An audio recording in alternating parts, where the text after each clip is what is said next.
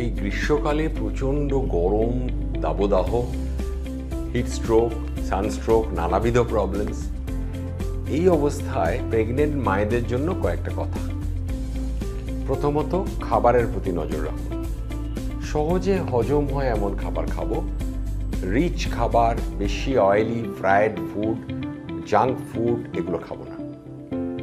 Secondly, প্রচুর পরিমাণে fluids, জল খাবো।